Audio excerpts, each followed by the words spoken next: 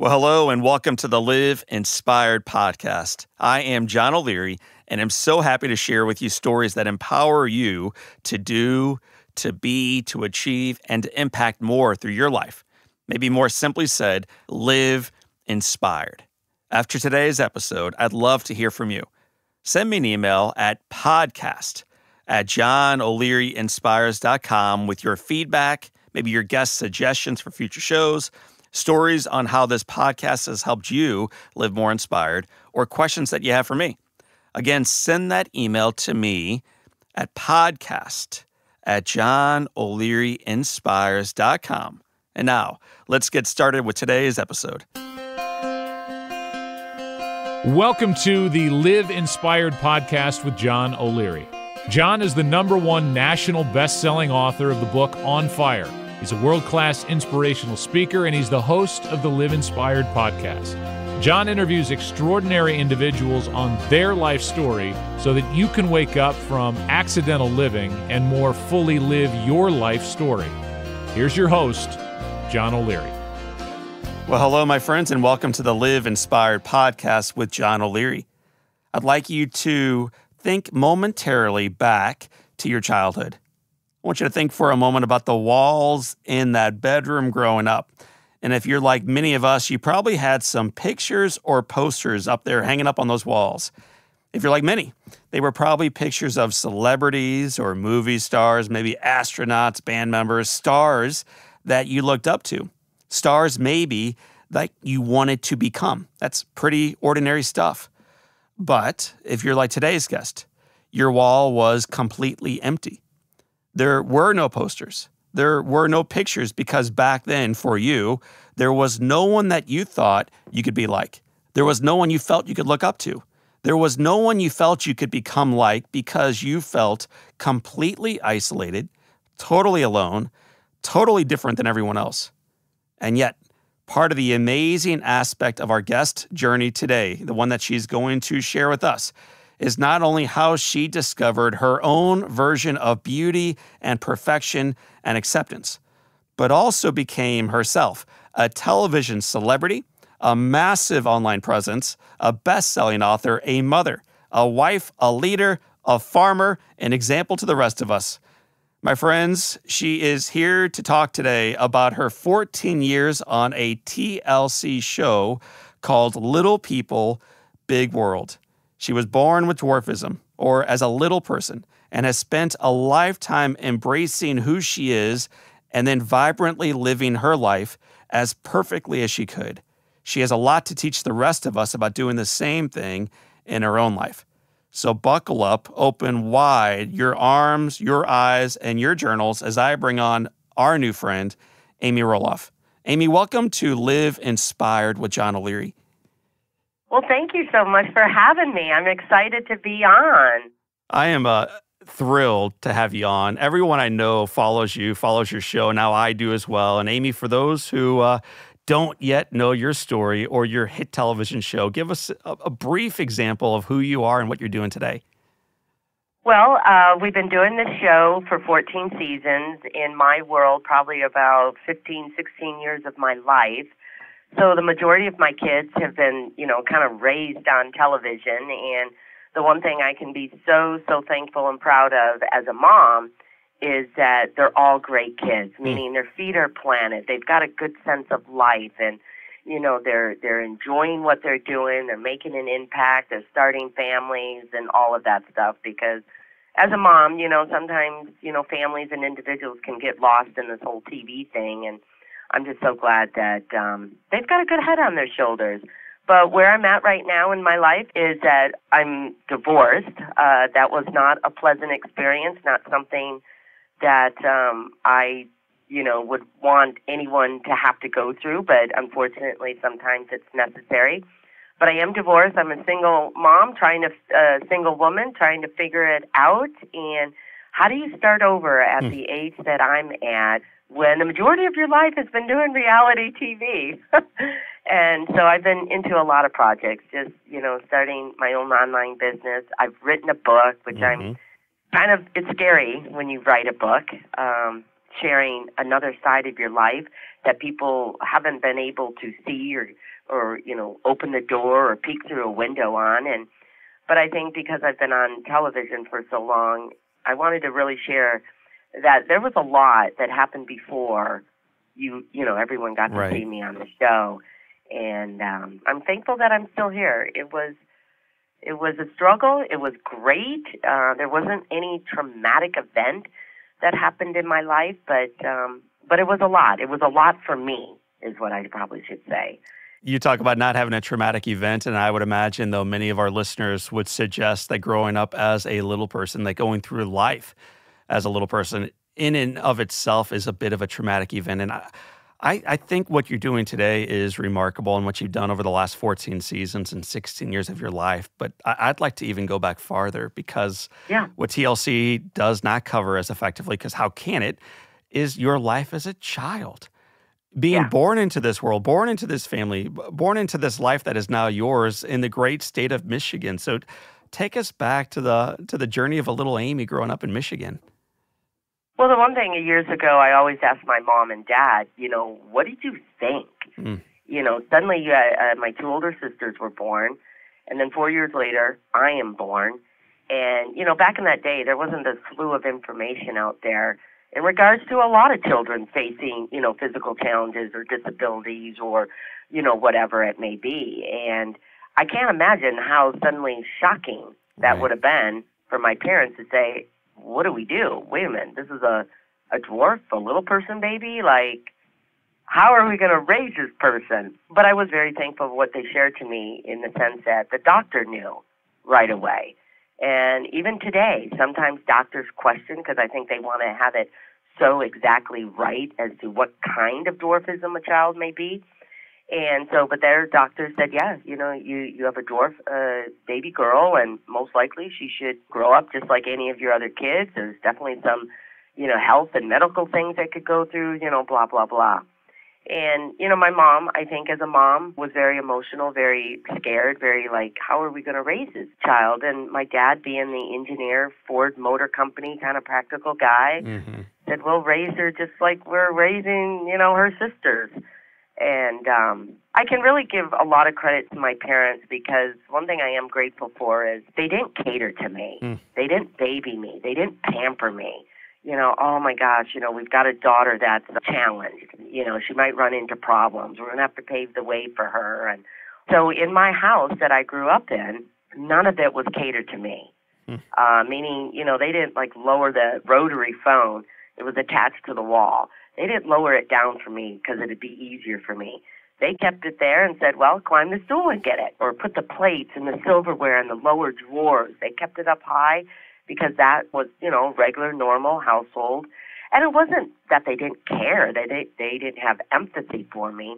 But what I got out of that is that my whole life is going to be how do I adapt, at least in my physical environment, learning how to ask for help. And that took a long time for me to do because I wanted to be independent.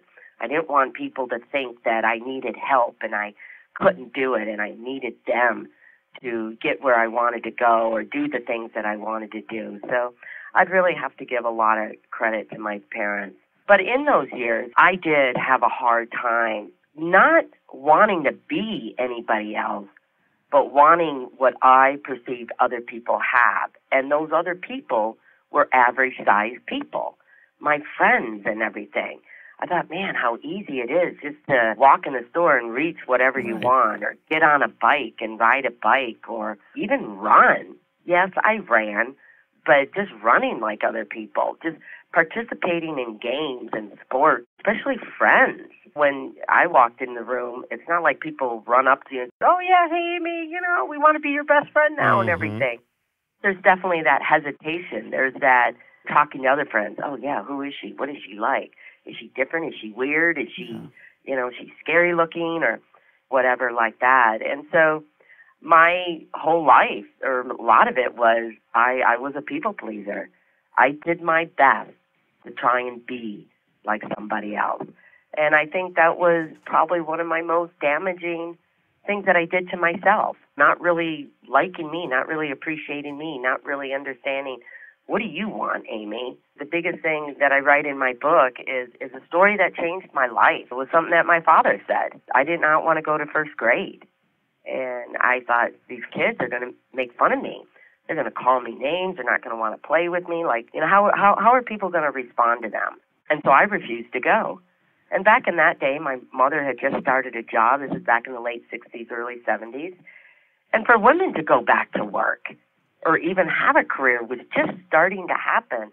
And so later on in years, I thought, man, my mom really accomplished a lot because she wanted to work. She wanted to get out. She wanted to do something. And overall, that was one of the best things because I wouldn't call my mom an at-home mom. She was a better mom because she got to do what she wanted to do as well. My dad had to come home from work. And for a man to, tell his work that, sorry, I've got a personal problem at home, I got to take care of one of my kids, was very unusual back in that day, I think, as well. He came home and he has his emotional temper tantrum, crying hysterically little daughter because, quote, she doesn't want to go to school. How my father responded to me as I thought about it over the years was huge as well. He wasn't angry. He wasn't mad. He didn't yell. He didn't say, just yank my hand and take me to school. He just really said, yeah, you know what, Amy, you are absolutely right. There are going to be kids that call you names. There are going to be kids that don't like you.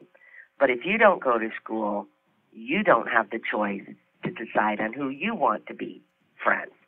And then I was raised in a very, faith-based family, and he said, but you know what? God doesn't make mistakes.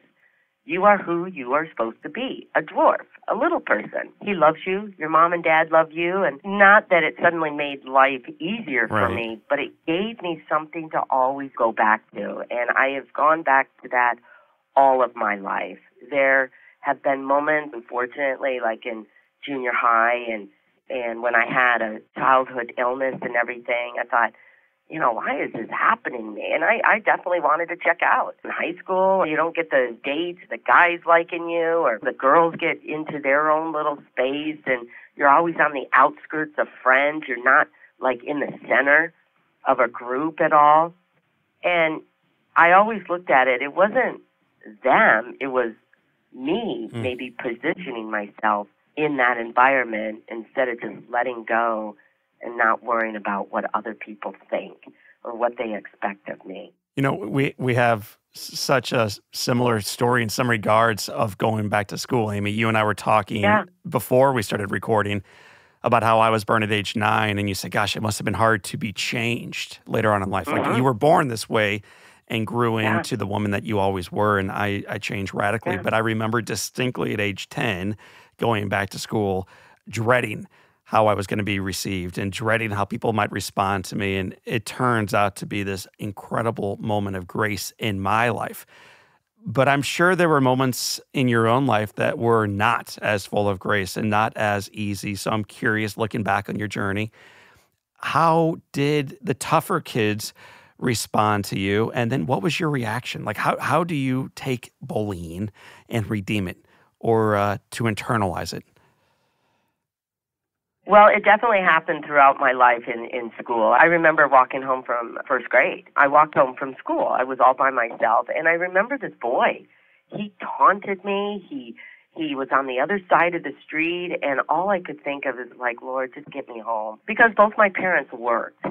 And so it's not like we had cell phones and things like that. And I thought, if anything were to happen to me, what would I do? There'd be no one around. I was scared. And that happened several times in first grade and over the years. The only thing that I always did, I just never really responded. All I said was just leave me alone. And I was, I never looked at them because I thought if I looked at them, then I'm engaging. Then they might come over and do something to me.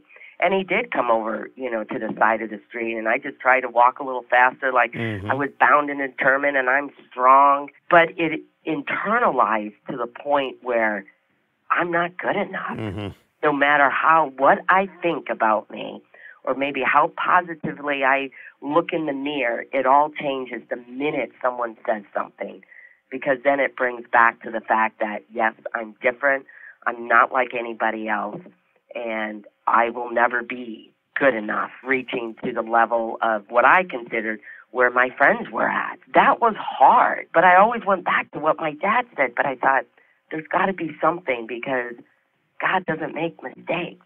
I've got to keep finding what that something is that he either wants me to do or how I can impact other people later in life or something of that sort. But no, instead of dealing with it, I never told my parents what happened. Mm-hmm. So I internalized a lot, which I would never recommend.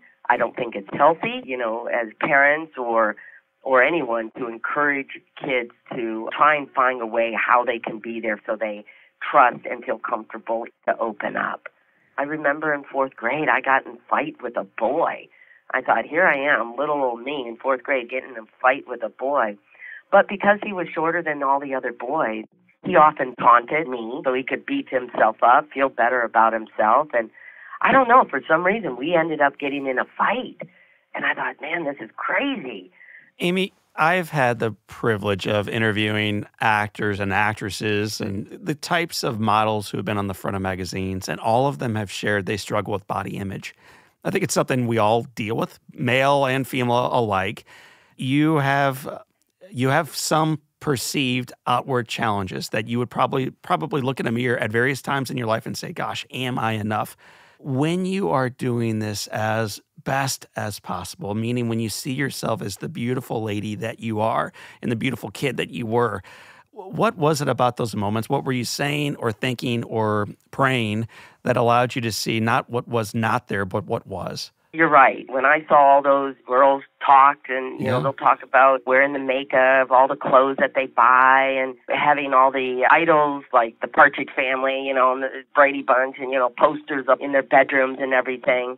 It is one thing I never did.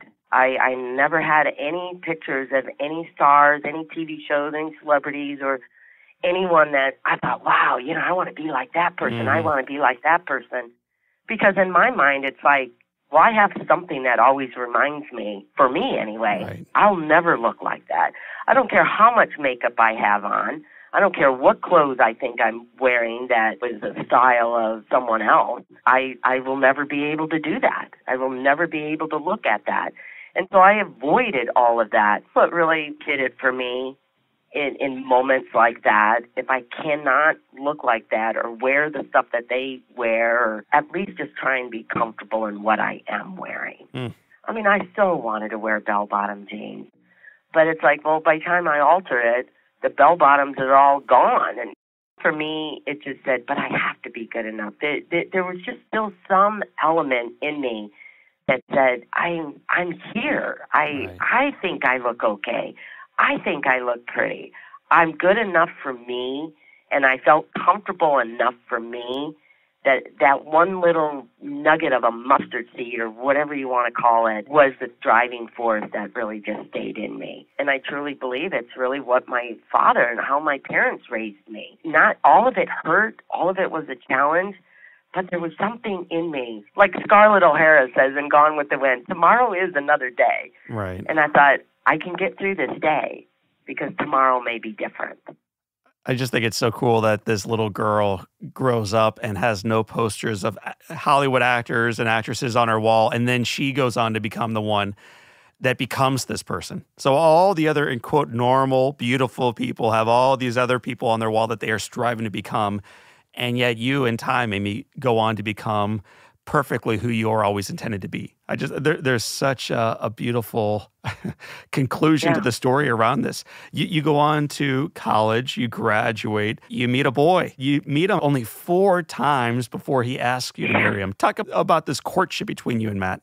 Even though I wanted what I considered what average-sized people had, the ease of meeting people, the ease of maybe finding a job, the ease of college and friendships and opportunities. There just seemed to be these big giant walls and mountains to climb or roadblocks. But I never wanted to be average height. I just wanted to be like everyone else, but as me. Mm-hmm. And so, that was kind of like this weird thing that I was going through. When I became part of the Little People of America organization, I looked at that community and said, there's no way that I look like any of these people. I mean, they look different. They don't look like me.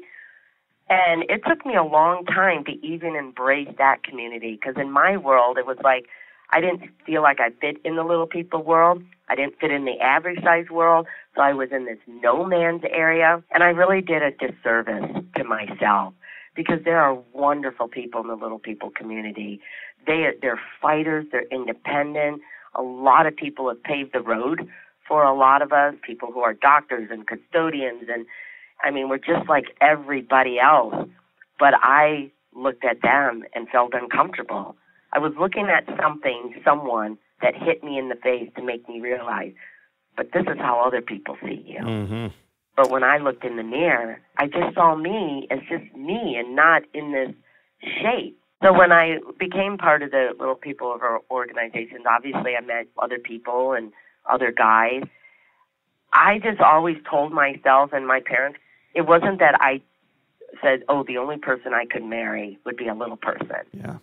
Because I always thought, no average-sized guy is going to want to love me in that way. So anyway, I just thought there would be more opportunities to, maybe possibly find that someone. So yeah, Matt was from California. I was from Michigan.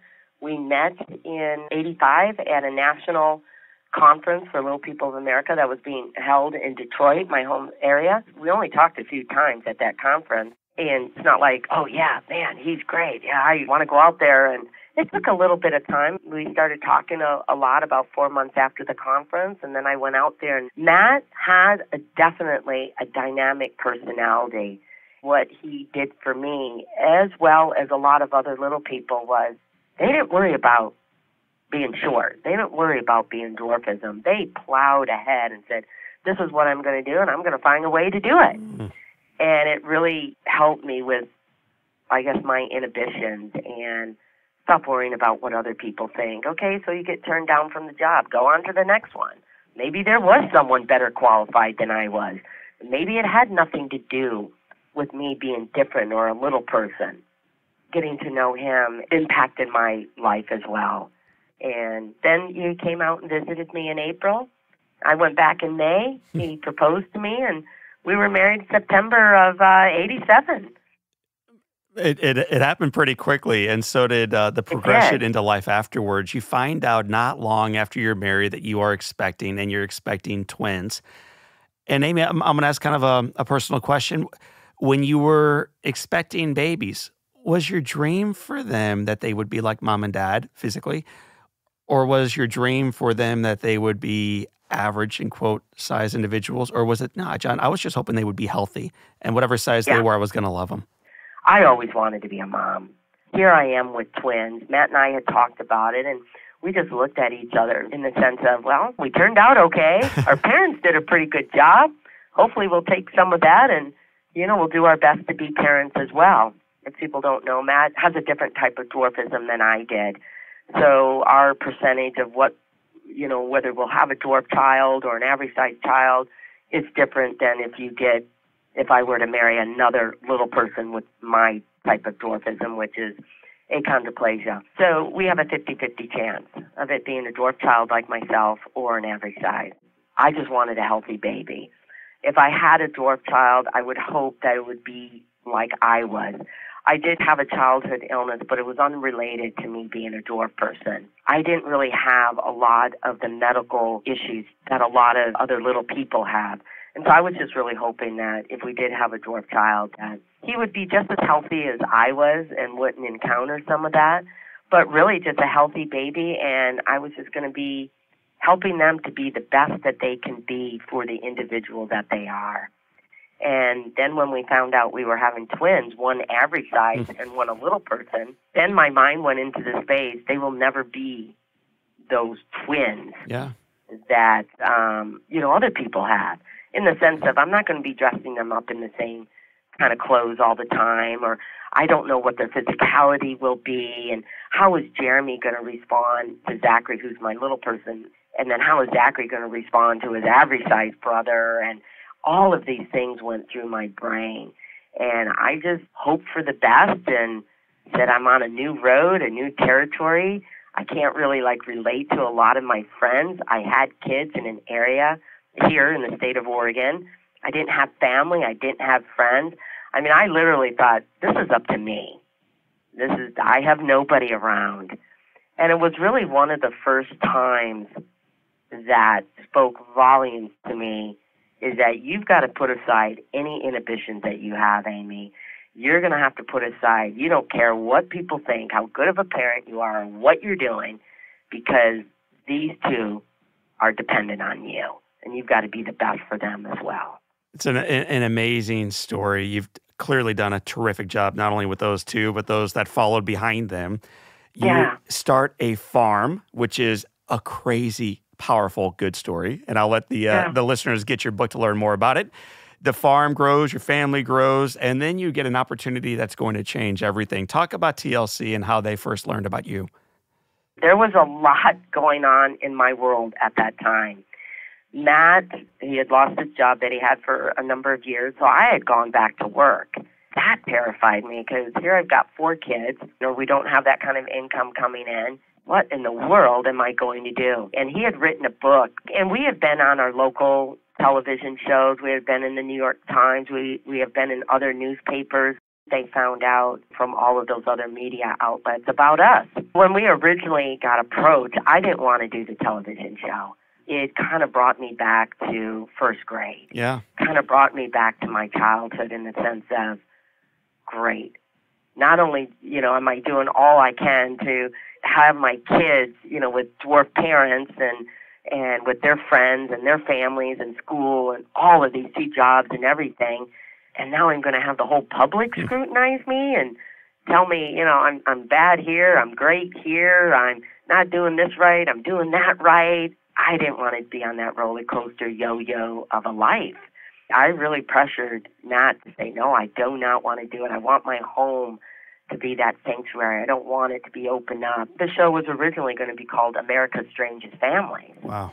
And I thought, no, I do not need that tagline. Right. I'm doing everything I can to be the best mom and a wife and a woman, and then, have that. But over time, we did a couple of pilots and everything, and then I agreed to do the television show. And so I was really glad about Matt's persistence. Why did you say yes? Because it seems your whole life has prepared you to say no. It's like the perfect thing to say no to, and yet you say yes. So why'd you say yes? I think a couple of things. Matt can be very persuasive. He is definitely a risk taker. He would risk everything because in his mind, it's like, this is going to work. Me, I'm not so much of a risk taker. And so I thought, well, if I'm not so much of a risk taker, together we can really make this work. And as we talked about it, we thought, you know what? We've got a huge opportunity here. Yes, we might go through some stuff. Like my father said, yes, the public may, look at us as this novelty. Okay, let's see what the little people do and think of it as a sideshow or whatever it may be. But we looked at it as an opportunity. Yes, people see us as different. But once we allow them to get over their uncomfortability with that difference, they will see so much of themselves in us, raising a family, dealing with a marriage relationship, and all of those other things. And here we are on a farm and doing more than, what other people get to do. I really said yes to that. I said, it's probably worth sacrifice. If sacrifice were to come, that we kind of help people understand maybe not only our differences of being dwarf people, raising average-sized kids and a dwarf child as well, but differences in other people, trying to break down that barrier that, it is uncomfortable when you approach someone that's different, whether it be a different race or different physicality or something. But if you allow yourself to put away your own preconceived and just open that door up just a little bit, you'd be amazed at who you get to know sometimes. Amy, you've gotten to know a whole lot of folks, both directly and indirectly over the 14 years you've been on the show. What's been the hardest part about being so directly in the spotlight? I think one of the hardest things about being in the spotlight is how much do you cater to a show and how much do you focus on your life? Right. One of the things that I told myself is that my number one job has got to be a mom and not to make episodes, because if I've got to be ready that this does not continue on. The other thing is really to keep myself in check because it was enticing. Suddenly, all my growing up in college, where it took so long for people to say hi to me or get to know me, now I'm the greatest thing on the planet. Mm-hmm. But then I also had to be careful with that because you have a glimpse of who I am. I don't want to be on that high pedestal because it's hard to come down from that. So I tried my best to really keep it real, and I didn't always have a clean house. Right. It was disorganized. There was stuff all over the place because I thought with my kids, it is so much better to have people at your house and just be real with them and make them feel welcome than worrying about whether a dish is out of place or I left my shoes in the hallway or, I forgot to put that laundry basket away or the kids' toys are all over, the house and everything. I tried hard not to go back to where I was growing up, even as an adult, catering to wanting people to like me. What was I willing to do to get people to like me, even in the show? So you're real all the way through. Are you able to decide what goes on and what does not make the final cut? No, we don't have that kind of control, and even over the years, we still don't. What we do have, when a season comes up, in fact, we're talking about season 15, just telling a little bit more about our family life, especially a new generation. Right. My son and his wife and everything will say, hey, this is what's going on in our life. I'm doing this, I'm doing that, Matt's doing that, Zachary and his family are doing that. So, when people say it's scripted, it's not necessarily scripted in the sense that they're giving me lines to say and I've got a dialogue that I've got to, memorize. No. And drama happens naturally, but I will say this, Matt is a salesperson. That is one of the things he's always been all of his life, even when he was a young kid. He knew how to get people to do what he wanted them to do. That pertained to the episodes as well. And so a lot of times I would just be me, and then he'd throw something in the middle of an episode, and I would definitely be caught off guard, and I would hopefully respond in a way that, didn't commit me that, he could come back and say, well, you said yes. I said, we were doing a scene. You can't hold me to that.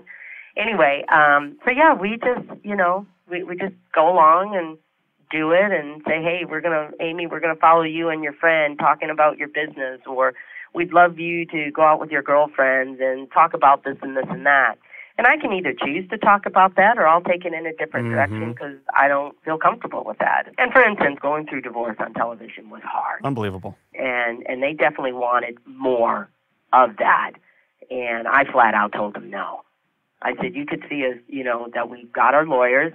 You could see us going into the office, but that's it. You're not going to get anything else because, yes, I know we're on a show, but there are some parts that you've got to hold on to yourself, and that should be private, and this is a legal matter. And so after the divorce became final, then they wanted to go into a storyline of dating. Oh, well, we want you to go on a date. We want you to, and I could say yes or no to that, and it's a logical storyline. Most people think after divorce, well, how are you going to get out there now? I said, I've got to face the fact that now I'm a single woman. I'm at this age. I'm an empty nester. There was so much going on in my personal world. I said, I can't think of another relationship right now. I want to just learn about Amy. Where is Amy right now? What does Amy want to do? Instead of, like I said, going back to first grade, wait a minute, I've got choices here. I don't have to go along with this. I can decide where I want to go with this. So I said, I'm not going to date, but what I will do, what's interesting to me, is I want to get to know other people that are single, that are around my age. How are they living life? What are they doing? What are they enjoying? And so that's what I chose to do. And lo and behold, I met someone. You put into a very bright light, more than a decade of your marriage, the divorce, the breakup, the new beginnings, which you call now the second act. Yeah. It's an amazing idea, though, of having your life tracked for you and tracked for the masses. From all of these episodes and all of these seasons and all of these storylines that you've told and shared and been a part of, Have you received a note or a call or you bumped into someone in the grocery store that you recognize, gosh, that right there kind of made it all worthwhile? Absolutely. I may not have recognized it in the first couple of years, and I don't know if we got a lot of that. I think I was always cautionary of that in the beginning because I looked at the show as, man, people don't put me so high on a pedestal. You see a glimpse of me. I still got a lot of warts. There's a whole side of my life that isn't as perfect as you think you're looking at. And I guess it was a safeguard on my part to, I guess, not forget that I am different, but I'm still just as good as everyone else. But over those first couple of years, I began to realize, you know what? Oh, my goodness. I had an opportunity to share a story on TV with my family, and it's amazing how other people, now feel like they want to share their story with me. The amount of people that I've been able to meet just walking and doing everyday life, women who have gone through breast cancer, I don't care if it's just watching my show just purely as entertainment, help them to keep fighting and get through that. Yeah. We were dumbfounded by the amount of people that wanted to come to our farm because it's not normal that people get to see someone on television where they live, and is it real? And, oh, my gosh, yeah, this is all the stuff we've seen on TV. And it's stunning. It's just it's a stunning, imperfect, and perfectly lived life. Yeah. I think one of the biggest compliments that I take anyway, and not the ones that, I'm the best, I'm inspiring, and those are all nice, and I definitely appreciate that. But one of the best compliments that I like is when they meet me, they don't see two different Amy's. Mm-hmm. So one of the biggest compliments is how real I really am. People will call my name and I'll turn around, and so I'm still honored that people still feel like, they want to come up to me and say something. But I understand how parents respond when their kids blurt out something and they're embarrassed over, because they don't know how I'll respond, or they don't know how someone else with a physical difference or something like that will respond. And I just try and tell parents that be okay with that, especially if your kid is blurting out something that is really the truth. I'll have a little kid say, "Mom, why is that, lady so little or so different or so whatever?" And I'll look over to that kid and they'll say, "You're absolutely right. I am little. I am different." Because it's like he gets it, or they're trying to process it through their own brain. I'll try and, make eye contact to the parent and say, "It's okay. It's okay." Not everyone responds with that grace. Yeah. And so I sure appreciate you being open with who you are and how you present. And Amy, we have 7 questions that tether all of our guests together. I call them the Live Inspired 7. So I'd like to guide you through these questions right now as we begin wrapping up together. But the very first one is, Amy, what is the best book you've ever read? Best book I've ever read? Feel free to say a little me for shameless self-promotion. Yeah. I don't have one. I don't have a title off the top of my head. I'm so sorry. That's all right. So we're going to go with a little me, which, by the way, released June 4th and is a worthy read. It took 2 years for Amy to publish it, if you will, but I think it took a lifetime to create. So a little me. Yeah. Amy, what's one positive characteristic, one trait that you possessed as a child that you wish you exhibited as brilliantly today? As a kid, I tried different things. Now that my kids are older and they're on their own, they're shocked at how adventurous their mom is. And I'm glad that I never lost, but I made it better, saying yes to. That's an awesome answer. Amy, if your home caught fire and all your little ones, all your family, all your animals are safely outside, and you have an opportunity to run in and grab one item, what's the one item you would grab? I would grab a photo album. I would grab whatever photos I could get. To me, that's just priceless. Make sure I have my phone now. I've got so many photos on there. If you could sit on a bench overlooking a beach or a farm and have a long conversation with anyone living or dead, who would you want seated next to you on that bench? I would love to talk with one of the disciples and maybe even Paul. When we talk about in a world that we live in right now where a lot of us are kind of inhibited to just express our thoughts, And I don't think we've embraced disagreements well. Let's learn to agree to disagree, but still have that person of value, and that person still matters and has a purpose. And even if you do disagree with someone, doesn't make them wrong or bad or any of that stuff. Perfect. What's the best advice Paul or anyone else has ever given you? So what's the best advice you've ever received? You've got to find something within yourself that you can hang on to believe in you. Because we're always looking to other people for that acceptance, and even more so in today, especially for the young people and wanting all those likes on their Instagram, Facebook, or whatever it is. But really finding something within yourself. If you were all by yourself, could you live with you? Do you like you? Do you enjoy being with yourself and not always in the need of being approved or having other people around you? So to me, it's like really learning how to accept yourself. My motto in life is I matter. I have to matter to myself. I have to believe that I have value and I have a purpose. I cannot rely totally on someone else to give that to me. I've got to believe it as well. Great advice. What would you tell your 20-year-old self? Why did you waste so much time worrying about what other people thought? You missed out on a lot. One of the things I share in my book is I changed. I didn't really pursue a dream that I think to this day I still have, and that is to be a teacher. I allowed a lot of what I would call what if. Well, what if, the principal doesn't hire me? What ifs all these parents? What are they going to say? They're going to think I can handle all these kids. They're taller than me. All of these things came into my brain, and I chose a business route. Well, you've chose to teach us over the last 14 seasons through TLC, and you've done a terrific job teaching, training, raising up 4 kids and now your grandbabies. So, Amy, it's going to lead us, I think, perfectly to our final question, which is, it has been said, Amy Roloff, that all great teachers, and you are one of them, can have their lives summed up in one sentence. How would you like your one sentence to read? Oh, wow.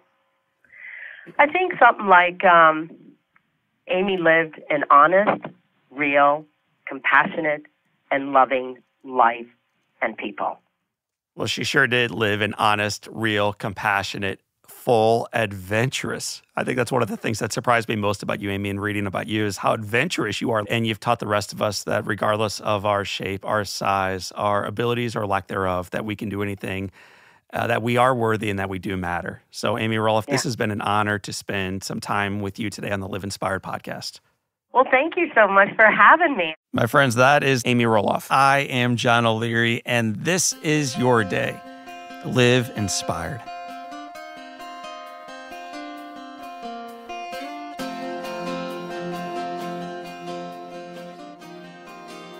My friends, thank you so much for listening to today's Live Inspired podcast. I hope you share with your friends, your family, your colleagues, your letter carrier, your dog walker, that stranger seated next to you on the bus ride, that lady working out right next to you, the guy checking out in front of you. In other words, share with everyone that you're listening and that you are subscribing to the Live Inspired podcast. Together as a Live Inspired community, and yes, that includes you. You are part of this community. Together, we can change the world. I can't wait to share with you the next episode.